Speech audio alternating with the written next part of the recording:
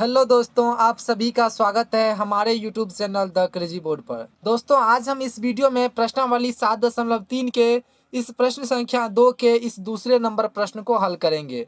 तो आप वीडियो को अंत तक देखिएगा जिससे आपको ये प्रश्न अच्छे से समझ में आए। दोस्तों, प्रश्न संख्या 2 है, निम्नलिखित में से प्रत्येक में k का मान ज्ञात कीजिए ताकि तीनों बिंदु संरेखी हो।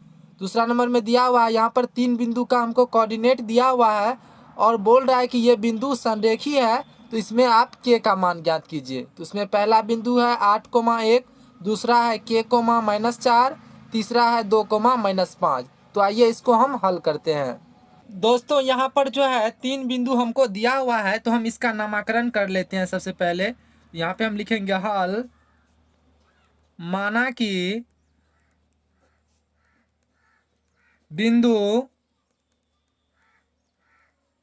P कितना है 8,1, Q इनको मान लेते हैं क्या है k -4, और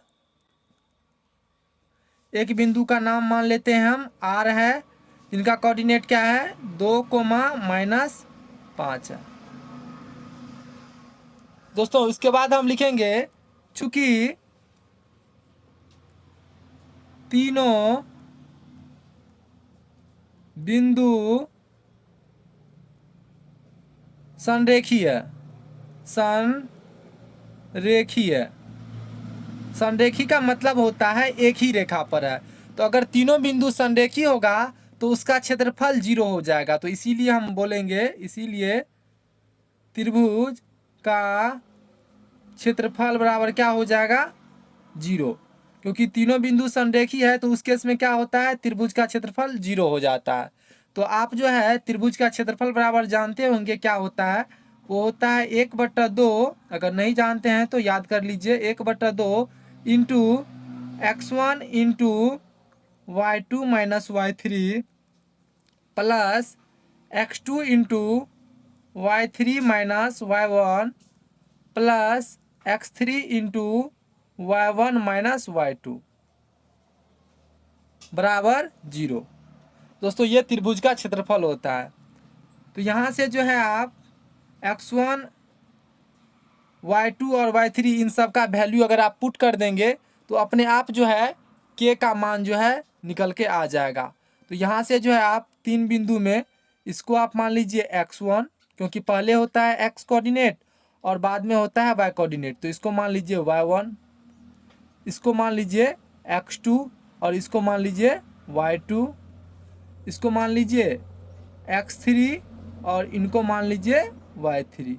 तो यहाँ से जो है हम x1, x2, x3 और y1, y2 और y3 मान लिए। तो यहाँ से बताइए x1 के जगह हम क्या लिखेंगे, x1 की जगह लिखेंगे 8। तो यहाँ पे हम देंगे 8 इंटू y2 कितना है, तो y2 के जगह हम लिख देंगे -4 माइनस फार्मूला से, और y3 कितना है, तो y3 है -5।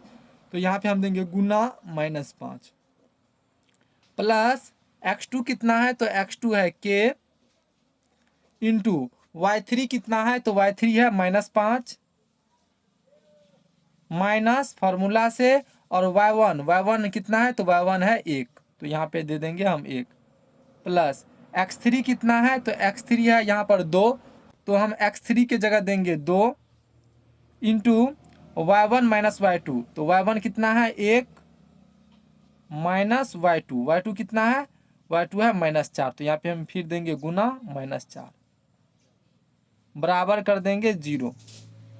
अब आइए हम इसको आगे हल करते हैं। क्या है 1/2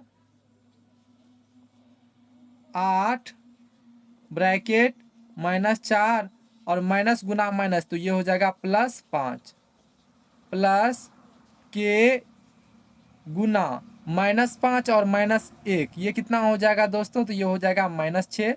फिर यहाँ पे देंगे हम +2 ब्रैकेट 1 माइनस गुना माइनस, तो ये हो जाएगा +4 बराबर क्या हो जाएगा 0,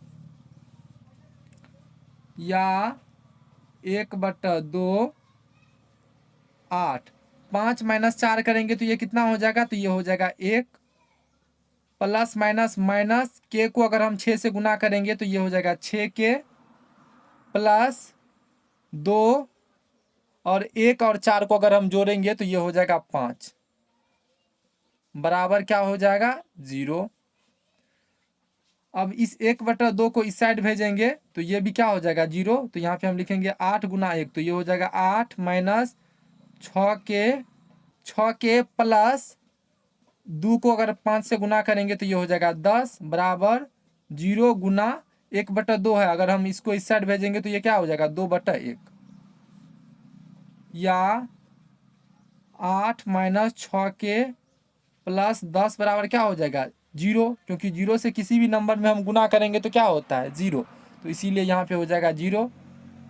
या 8 और 10 को अगर हम जोड़ेंगे तो ये क्या हो जाएगा, तो ये हो जाएगा 18, क्योंकि ये दोनों प्लस में है तो इसीलिए इसको हम जोड़ देंगे।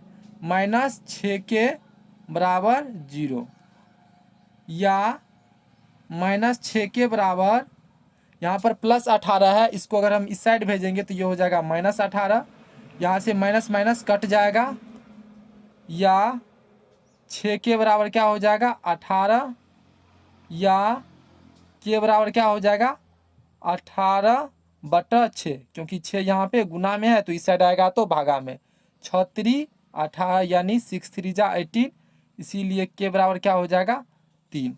तो हमको के का ही मान बोल रहा था निकालने के लिए जब तीनों बिंदु संरेखी हो। तो दोस्तों के का वैल्यू कितना आया 3, तो यही इसका आंसर हो जाएगा। तो हमको उम्मीद है कि आपको ये क्वेश्चन अच्छे से समझ में आ गया होगा। अगर आपको कोई भी डाउट है तो आप हमको कमेंट सेक्शन में अवश्य पूछिएगा। तो मिलते हैं अगले वीडियो में, तब तक के लिए आप पढ़ाई करते रहिए। Thank you for watching this video. जय हिंद दोस्तों।